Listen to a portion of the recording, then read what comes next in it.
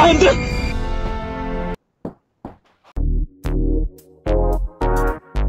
자, 그러면 학습목표 1번부터 같이 한번 배워보도록 할게요.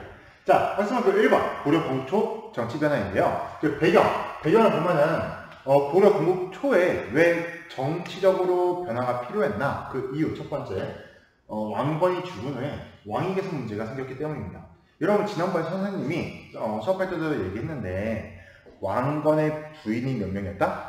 맞아요, 29명. 그러니까 그 29명에 대한 부인에서 아들만 25명을 얻었습니다. 왕건은 아들 부자였어요.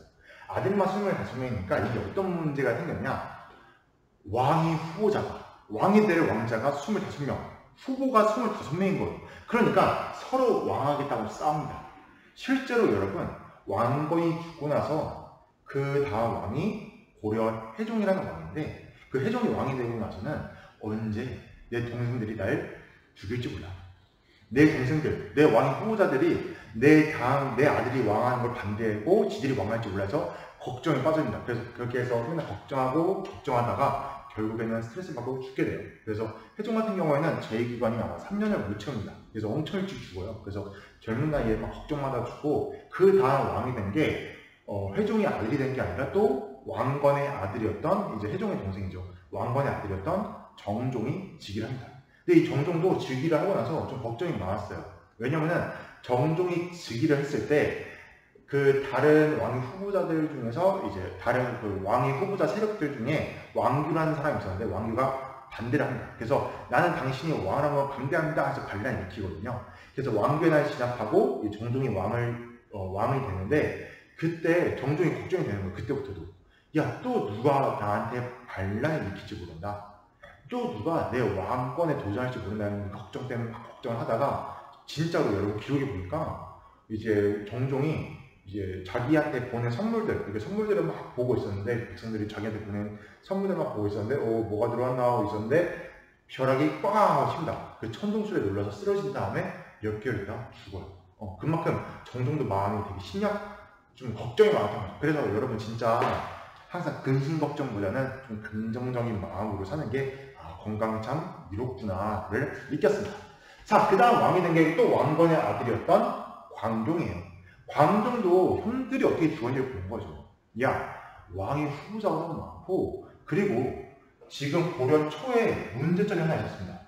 왕의 후보자가 많다 보니까 왕권도 약했고, 그 왕건이 나라를 세울 때 그 공신들, 공을 세운 신하들에게 수많은 권력을 나눠줬거든요. 나를 도와서 나라를 세우는데 도움을 줬구나, 너에게 큰 권력을 주고 해서 권력을 나눠줬습니다. 그 강한 권력을 가졌던 공신들 때문에 왕권이 약했던 거예요. 이거를 타파하고자 광종이 생각을 하십니다. 어떻게 하면 왕권을 강화시킬까? 어떻게 하면 저 공신들을 제거할 수 있을까? 어떻게 하면 내가 왕권을 강화할까 하고 고민을 빠지다가, 여러분 혹시 고보경심 리얼한 드라마 보셨나요? 거기서 아마 이준기가 이제 광종을 알고 있는데, 선생님도 드라마 본 적이 없어요. 근데 대충 뭔지는 알 것 같아요. 왜냐면 이걸 배웠으니까. 근데 광종의 캐릭터가 그 드라마에서 보니까 되게 카리스마 넘치고 약간 항상 이렇게 싸움가라고 그렇게 나오는 것 같아요, 광종 캐릭터가. 근데 실제 역사에서는 광종 상당히 카리스마가 있었습니다. 근데 광종 정말 머리가 똑똑한 거는 그 카리스마를 숨겼어요, 처음에. 왕이 되고 나서는 약간 공신들이 자기를 무시하게끔 만듭니다. 그래서 막 공신이 와서, 전하, 저 이번에 땅 좀 더 주세요. 광종이 네, 알겠어요. 책 확인 패스. 전하, 저 이번에 집 좀 하나 새로 주세요 하면은 알겠습니다, 패스. 이런 식으로 해서 공신들이 해달라는 걸 다 해줍니다. 호족들이나 공신들, 신하들이 해달라는 거를 광종이 다 예스. 그 왜 그랬냐? 자기를 무시하게끔 만들었습니다. 그래서 이제 공신들이 자기를 무시하게 만들 만큼 왔을 때, 왜 그런 거 있잖아요. 선이라는 게 있잖아요, 여러분. 선. 이건 너와 나의 선이야? 이런 건데, 그 왕권에 도전하는 만큼 선을 넘었을 때 광종이 숨겨둔 칼을 쫙 빼들어서 칼춤을 추기 시작합니다. 그때부터 공신을 싹싹 제거해나가면서, 감히 나를 무시해? 너 죽어 이러면서 공신들 다 제거를 해요. 그래서 더 이상 왕권에 도전할 수 없는 신하들을 세력, 그 타이밍에 왕권 강화 정책을 펼칩니다. 상당히 광종이 똑똑했던 정책이었죠. 그래서 광종이 당시 자신의 왕권을 강화시키기 위해 했던 정책 한번 보여드릴게요. 첫 번째, 노비안건법 과거제인데 여러분 지금 이 노비안건법 과거제는 평생 죽을 때까지 잊어서는 안 됩니다. 자, 한번 보도록 할게요. 일단 노비는 무슨 뜻인지 알죠? 주인님 밑에서 이제 뭐 곡물이나 세금을 갖다 바치면 사는 게 노비인데, 노비들을 안검이 뭐냐면은 찬찬히 살피면서 검사했다는 뜻입니다. 뭘 검사했냐? 당시에 호족들이 지방에서 경제적으로 군사적으로 강력한 호족들 또는 이 호족 중에서도 공무원장 신하들이 그 자신들의 권력을 바탕으로 자기 지역의 농민들을 강제로 노비로 만들었어요. 예를 들어 여기 천국이라는 노비가 있으면, 호족이 있으면은 딱 여기 와서는 야, 너 일반 누구, 너 이반 누구, 너 일반 백성인데 내 노비에 그래서 자기 집으로 데려가는 거예요. 왜 그랬냐? 호족이 좀 잘 먹고 잘 살기 위해서였죠. 그랬더니 광종이 그거를 막기 위해서 노비들을 다 검사하면서 야, 불법적으로, 원래 노비는 출생에 따라 노비가 되는 건데 불법적으로 호족이 강제로 노비 만든 사람이 있으면은 다 풀어줘라, 일반 백성으로 풀어줘라 라고 해서 호족들의 경제력을 약화시킵니다. 세금 낼 사람이 없으니까 호족한테 돈을 바칠 수 있는 노비들을 줄였으니까 경제를 약화시켰고 군사력까지 약화시킨 효과를 가졌습니다. 왜냐? 노비들이 홈이 들려는 농사꾼인데 무기 칼된 순간 군사가 되거든요. 그래서 노비들의 수가 줄어들수록 호족의 경제력과 군사력은 약해진다 라고 보시면 돼요. 그래서 엄청나게 광종이 똑똑한 정책을 펼친 거죠. 이건 여러분 상식으로 알고 계세요. 노비들은 세금을 안 내요. 국가의 세금을 안 바칩니다. 주인님한테 세금을 바치지 국가의 세금을 안 바쳐요. 그러니까 국가 입장에서도 노비가 많은 것보다는 백성들이 많은 게 좋습니다. 일반 평범한 백성들. 그래서 광종이 일반 평범한 백성들도 이때 많이 늘렸다라고 보시면 돼요.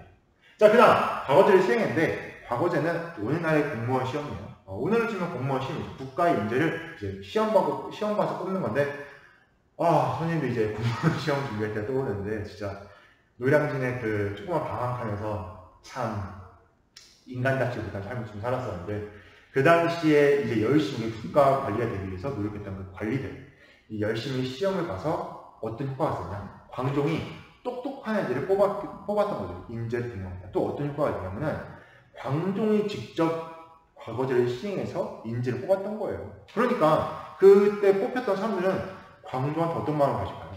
아니, 나를 뽑아줬다니, 이런 나를 뽑아줬다니 하면서 광종한테 충성을 다하게 되는 거죠. 그래서 과거제 시행을 하면서 인재를 등용했다. 능력을 보고 뽑게 되었다라고 보시면 됩니다. 공정한 시험을 통해서 능력을 보고 인재를 뽑았다.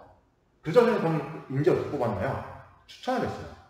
근데 이 추천 제도가 좋은 점도 있고 나쁜 점도 있는데, 정말 똑똑한 사람을 추천해서 관료로 임명한 정말 좋은 제도이지만, 안 좋은 점은 A라는 애가 있어요. A라는 애가 B를 추천해서 관리가 됐어요.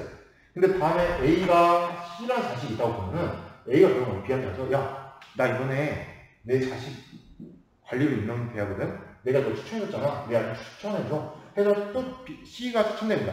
또 그러면은 C는 B의 아들 B를 추천한다. 이런 식으로 서로 추천을 하다 보니까 국가의 인재가 없어지고 약간 뭐랄까, 좀 약간 제대로 일을 못하는 애들만 모인달까? 그런 문제점이 있는 게 추천제도인데, 이걸 깨뜨린 거죠. 공정하게 시험을 봐서 인재를 뽑겠다.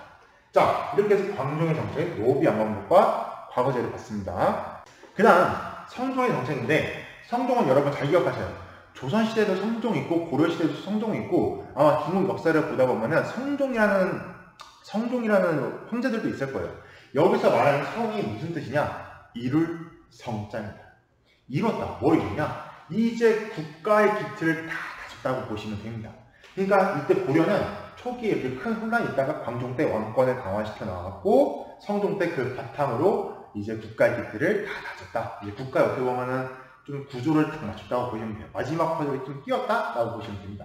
성종이 이렇게 마지막 퍼즐을 끼우고 성종, 국가의 기틀을 다질 수 있었던 이유는 이분 때문이에요. 최승훈. 역사 성종이 공부하다 보니까 느낀 건데 최씨 중에서 똑똑한 사람이 많은 것 같아요. 최치요? 최승훈. 자, 한번 볼게요. 자, 그래서 최승훈이라는 신하가 이때 성종이 즉위하면서 지금 고려는 광종 전하께서 이제 왕권을 가졌으니까 이제 기틀을 완성할 때입니다. 전하에게 제가 건의할 게 있습니다 해서 시무 28조를 올립니다. 그 선생님 저번에 논문 모아니? 라는 풀어보니까 B의 시무 20조인가? B의 시무 20조라고 해서 B가 지켜야 될 것 20가지라고 했는데 그 뜻이 맞아요. 여기서 말한 시무가 거기서 나왔습니다. 시무란 무슨 뜻이냐? 국가에 긴급하게 해결해야 될 문제에 대한 건의사항이라고 보시면 돼요. 지금 국가가 이런저런 위기니까 이렇게 고치면 좋겠습니다 라고 건의라는 게 시무라는 뜻입니다. 이때 최승모가 28가지의 시무 정책을 펼칩니다. 그래서 그 내용을 하나하나 보면 뭘 하자는 거냐? 유교를 바탕으로 정치를 해야 된다는 내용이에요. 여러분 유교 기억나요? 유교? 유학 공자님이 말씀하신 유교? 이게 왜 중요하냐면 유교에서 제일 중시하는 가치가 효, 예, 뭐 이런 거거든요. 근데 누구에게 효도하라? 부모님에게 효도하고 부모님에게 예의를 갖추고 이런 뜻인데 이거를 이렇게 바꾼 거죠. 어떻게 바꾼 거냐면 부모님에게 효도하듯이 온 나라 백성들과 신하들이요 누구에게 효도하라? 그렇죠. 왕에게 효도하라. 그래서 이 효도의 예와의 가치를 충으로 바꿔버려요. 충성. 즉 너 부모님에게 효도하고 예의 갖추잖아. 왕한테도 효도하고 예의 갖춰. 즉 왕한테 충성하라. 그게 유교 정치의 큰 사상이에요. 그래서 최승모가 지금 고려는 이 유교 가치를 바탕으로 국가가 안정이 돼야 됩니다. 충과 효 사상을 바탕으로 안정이 돼야 됩니다. 그래서 시문 28조 올렸고 성종이 보더니 이거 참 좋은 내용이다. 이걸 다 수용하겠다. 그래서 고려 정치, 고려를 어떻게 보면은 기틀을 다 완성하니 성종입니다. 그래서 최승모의 시문 28조는 여러분 지금 영상 잠깐 띄울 테니까 꼭 한 번씩 보도록 하셔야 됩니다.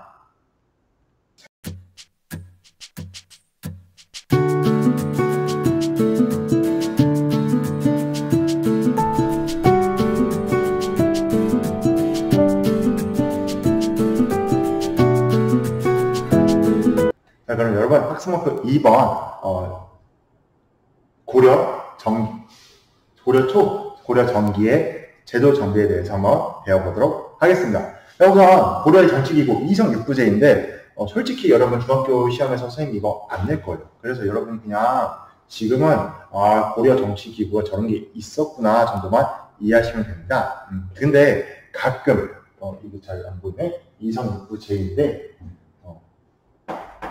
가끔 이제 여러분 고등학교 왔을 때 수능에는 나와요. 그래서 여러분이 그래도 좀 배경 지식이 된 상태로 좀 고등학교에 가면 좋겠다는 마음으로 이성 6부 제도가 뭔지 잠깐 설명해 줄게요. 네, 이게 고려 자, 이게 고려시대 정치기구인데 여러분 근데 선생님도 솔직히 이 부분이 진짜 좀 많이 힘들고 재미없고 좀 따분한 부분이에요. 그러니까 그냥 여러분 그렇게 생각하시면 돼요. 우리 학교에 뭐 규장실이 있고 학생회부가 있고 뭐 교무부가 있고 뭐 우리 학교 1반, 2반, 3반 있었다. 이런 역사 기록을 배운다고 보시면 돼요. 되게 역사 흐름도 아니고 이야기도 아니고 그냥 되게 딱딱한 그냥 제도거든요. 그냥 옛날 고려시대 제도는 이랬다. 그냥 정치는 이렇게 흘러갔다더라. 이렇게만 좀 배울 내용이어서 되게 많이 딱딱해서 조금 재미가 없을 수도 있는데 근데 그걸 생각해야 돼요. 그럼 왜 우리는 그 딱딱하고 재미없는 걸 왜 배울까? 라는 걸 했을 때 선생님도 거기에 대한 걸 좀 가르쳐보기 전까지 생각 안 했거든요. 이거 내가 왜 외우지? 이거 왜 공부하지라고 했는데 생각해보니까 이 정치 기구를 통해서 좀 고려시대는 이러한 특징이 있구나. 상당히 고려라는 나라가 그 500년이라는 역사를 버틸만 했구나. 라고 좀 알기 위해서 배우는 것 배운다고 생각이 듭니다. 그래서 고려시대는 어떻게 정치했는지 보도록 할게요. 이거 여러분 필기할 필요 없고 그냥 듣고 그랬구나 하고 넘어가시면 됩니다. 자, 당시 고려시대 정치기구인데 이성 6부제라고 하죠. 여기서 말하는 이성, 두 가지의 성을 중서, 문화성, 상서성을 뜻하는 건데 여기 성이 두 개 있죠. 그래서 이성, 6부라고 해서 실무관청이에요. 실질적으로 국가의 행정 업무를 담당하는 관청이 6가지가 있었는데 이건 여러분 상식으로 알고 있어야 돼요. 상식으로. 이병, 호형, 예공이라서 이라는 것은 인사를 담당하는 것. 관리들을 어떤 관직에 배치할 것인가. 그 인사 담당. 관리들을 적재적소에 배치할 수 있는 인사 담당하는 곳이 2부. 병부는 지금 시면 병무청이죠. 군사를 관리하는 곳. 호부는 경제기획부라고 해야 될까. 오는 날에 경제를 담당하는 곳이에요. 호부는 형부는 어느 날로 보면은 법원, 이제, 재판을 하는 곳이라고 보시면 되고, 예부는 이제 좀 약간 외교 담당, 공부는 이제 약간 토목공사, 이제 뭐 건설, 공사 짓거나 뭐 건물 짓거나 할 때 이 공부에서 담당을 합니다. 그러면 이렇게 6가지 실무 관청과 이 이성은 어떻게 정치를 하냐? 예를 들어 왕이 야 이번에 나 세금 좀 더 걷고 싶어. 나라에 돈이 없다. 세금 더 걷다 하면은 명령이 중서문화성에 하달이 돼요. 그럼 중서문화성에서 고위 관료들이 모여서 회의를 합니다. 야 이번에 왕이 더 걷으래 세금을. 야 얼마 더 걷을까? 말해서 회의를 합니다. 그래서 그러면 우리가 100원씩만 더 걷자. 라고 해서 이 명령을 상소성한테 넘겨버려요. 상소성이 이제 세금 더 거두라는 명령이 내려왔네. 그럼 이거를 실무관청 중에 입부 중에 누구한테 주지? 갑자기 세금에 관련된 일, 경제니까 어디에 줘야 될까요? 경제. 그쵸. 호부. 경제를 담당하는 호부한테 명령을 내려서 호부는 이제 각 지방에다가 세금 100원씩 더 거둬라 이렇게 명령을 내리는 거죠.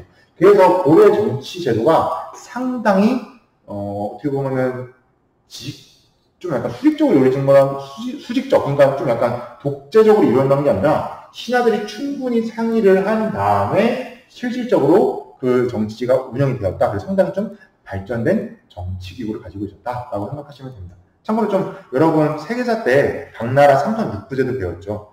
삼천육부제가 다른 것은 삼천육부제도는 아마 중서성, 문화성이 따로 있을 거예요. 그래서 성이 3개인데 고려는 이걸 하나로 뭉쳤습니다. 그래서 중서문화성과 상서성에서 이제 좀 회의를 했고 그걸 여기서 실질적으로 명령을 다스렸다라고 생각하시면 돼요.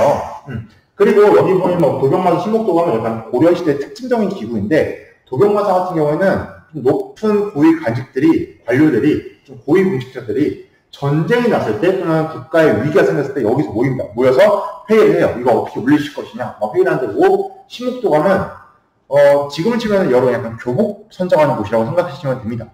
그래서 예를 들어 야 이번에 우리가 예복을 어떻게 맞출래? 아니면은 국가 행사가 있는데 어떻게 할래? 그래서 고위 관료들이 신목도감에서 회의를 해요. 근데 여러분 여기서 하나 문제. 고려 사회 지금 봤을 때 또 어떤 특징이 있었을까요? 상당히 좀 약간 민주적으로 정치가 운영이 됐다는 특징 이외에 또 어떤 특징이 있을까요? 선생님 지금 계속 얘기를 했어요. 이 캐치한 친구는 정말 천재입니다.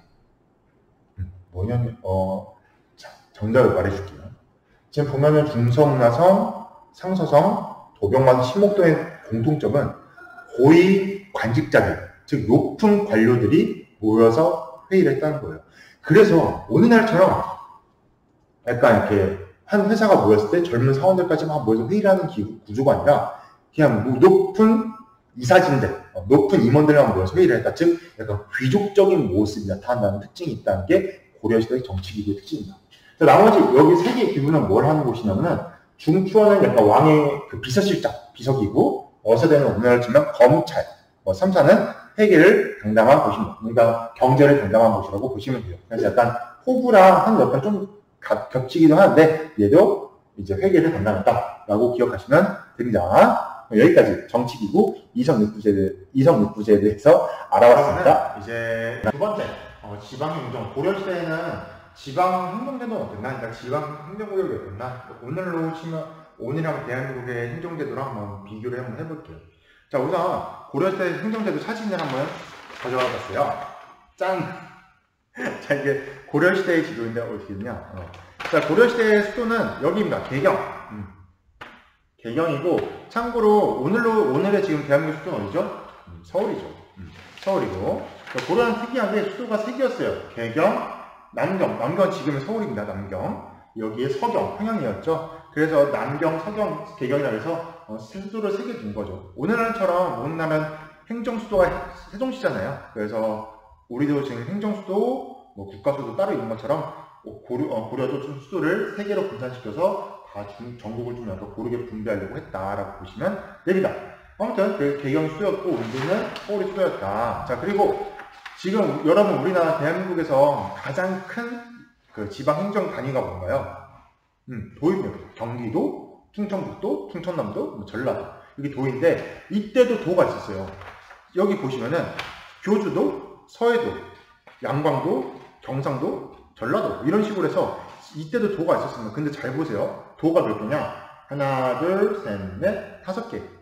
에다가 여기 보면 얘는 도가 아니라 개, 두께, 동계라고 불리죠. 왜 얘는 도가 아니라 개로 불릴까? 지금 보면은 이 위는 국방 경계선입니다. 다른 나라가 있어요. 천리강선 위로. 그래서 경계다 해서 북쪽에는 경계, 동쪽에는 경계라 해서 북계, 동계라고 해서 여기는 약간 군사적으로 중요한 지역이기 때문에 도라고 안 하고 개라고 붙였습니다. 그래서 오도 5가지의 도가 있고 양계, 양이 여기서 2개란 뜻이에요. 리양, 두 양이란 뜻인데 2개의 개가 있다 해서 오도 양계라고 합니다. 오늘날로 치면 도인 거죠. 그 다음 이 수많은 도 안에, 큰 도 안에 군과 현이라는 게 있어요. 군, 현. 오늘 치면은 뭐 평택시라고 보시면 됩니다. 그 당시에 이름은 아마 뭐 평택군 또는 평택항 이런 식으로 지방제도가 있었고, 그냥 이거는 근데 여기까지는 그냥 여러분이 그렇구나 아시면 되는데 이건 좀 기억해주세요. 이거는 여러분 향부곡소라는 개념을 아셔야 돼요. 자, 향부곡소가 뭐냐?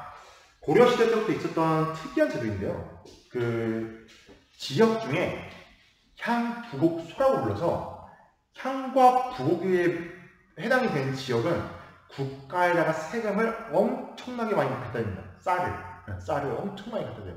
그래서 그 어떤 예를 들어 여기 청북이 만약에 청북향이 되었다, 지정됐다, 향으로 지정된다 그러면 청북향으로 지정되면 예를 들어 청북향이 아니라 청북향으로 지정되면 엄청나게 많은 그 백성들이 그 지역 청북에 사는 백성들은 국가의 세금을 엄청 갖다 바쳐요.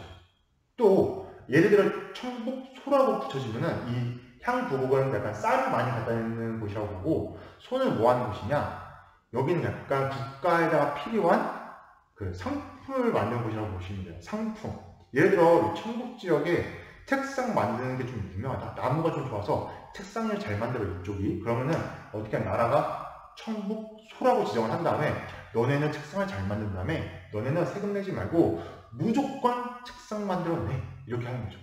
근데 여러분, 그래서 왜 9년 다음에 향부소가 있냐면은 이 지역이 만약에 지정이 됐다라고 하면은 그 지역 사람들은 정말 먹고 살기가 힘듭니다. 왜냐면은 국가의 세금을 엄청 많이 갖다 대야 되거든요. 근데 그럼 선생님, 도대체 무슨 기준으로 어떤 지역을 향부곡소로 지정하나요? 소 같은 경우는 약간 특산물이 좀 많이 나는 지역을 이렇게 소라고 정하고, 향부곡 같은 경우에는 그런 지역이에요. 예를 들어 청부읍에 청이라는 애가 살고 있었는데 반란이 일으켰네? 얘가 원래 청북현을 다스리던 호족이었는데, 청북현에 있던 호족이었는데 얘가 반란을 일으켰어요. 그럼 왕이 어떡하냐? 청북을 딱 진압한 다음에 너네 지역 감히 반란에 동조해?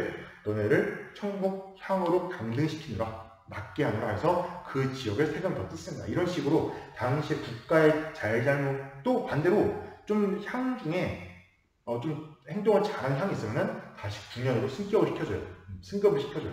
그래서 약간 국가가 좀 마을 통제하는 수단으로 사용되었고, 좀 안정적으로 세금 수취하는데 활용되었던 게 향부곡소라는 제도입니다. 이거는 그냥 꼭 개념은 알고 계셔야 돼요. 향부곡소는 세금을 다른 지역보다 더 많이 낸다 라고 생각하시면 됩니다. 자, 그 다음 고려시대 교육기관인데 이거 필기 안 하셔도 돼요. 그냥 이런 게 있구나 알고 넘어가시면 됩니다. 교육기관 당시 고려시대에는 어디서 학생들을 가르쳤냐? 당시에 고려 개경, 중앙, 서울에는 국립대학교, 사립대학교가 있다고 보시면 됩니다. 국립대학교에는 국자감이라는 그 국립기관에서 학생들을 가르쳤고, 또 유명한 관리학자들이 사학 12도라고 해서 12개 학교를 만듭니다. 그래서 사립학교로 사학 12도라는 게 있었다. 지방에는 국가가 향교라고 해서 지방에서도 학생들을 가르쳤다라고 보시면 돼요. 그냥 국자감, 사학시도, 향교 이런 교육기관이 있었다라고 보시면 됩니다. 지금까지 선생님 고려시대 학생목표 2번 정기제도의 정비 이 부분에서 특별히 중요할 건 없어요. 그냥 이해만 하시고 그런 게 있었다 하고 넘어가시면 된다고 했는데, 지금부터 말하는 제4번 관리가 되는 방법은 꼭 필기하시고 정리하셔야 돼요. 꼭 기억하셔야 됩니다. 매우 중요한 내용이에요. 자, 첫 번째, 고려시대 때 관리를 할 수 있는 방법은 2가지가 있습니다. 크게 솔직히 3가지인데 크게 2가지예요. 첫 번째는 과거제도입니다. 아까 얘기했듯이 고려 광종 때 인재 선발을 위해서 공정하게 시험을 보고 관직에 등용해 주셨던 과거제가 있었어요. 두 번째는 잠깐 아까 얘기했던 추천제. 정말 똑똑한 사람이 있으면 추천을 받아서도 관리에 등용을 했습니다. 근데 이건 정말 고려시대 좀 특징적인 건데요. 음서라는 제도가 있었어요. 음서제. 음서제라는 제도가 있었는데, 끝에 제를 붙여줄게요. 제도입니다. 음서제라는 게 있었는데, 그 음서제가 어떤 제도냐면은, 오품 이상 고위관료. 여러분 지금도 행정고시, 외무고시, 고시 시험이 있어요. 그런 거 보면은 5등급 이상, 5급 공무원이 바로 취직이 되는 거거든요.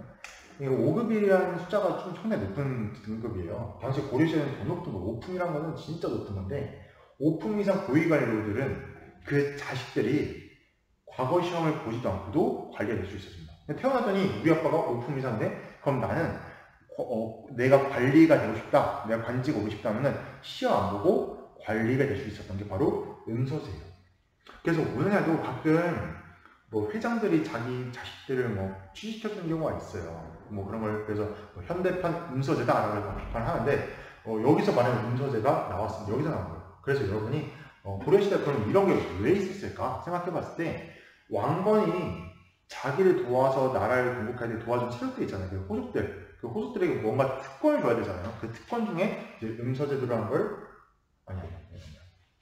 자, 오늘 이렇게 여러분 13차시 수업을 정말 감사히 여러분 잘 들어줘서 고마운데 이렇게 잘 마쳤습니다. 오늘 수업 내용 잠깐 짧게 정리를 하면은, 고려 초에 왕건이 죽고 나서 그 약간 국가가 흔들렸었는데 이걸 잘 다듬은 왕이 고려 광종이었고, 그 고려 광종이 왕권을 강하기 위해 했던 정책 2가지, 노비양론법, 과거제 잘 기억하셔야 돼요. 이 왕권을 바탕으로 국가의 기틀을 완성한 왕이 고려 성종이었는데, 고려 성종이 왕권을 강화할 수 있었던 그 국가의 기틀을 다지게 해준 사람이 최순호라는 사람이 있었고, 그 사람이 시무 28조를 올렸기 때문이다 라고 보시면 됩니다.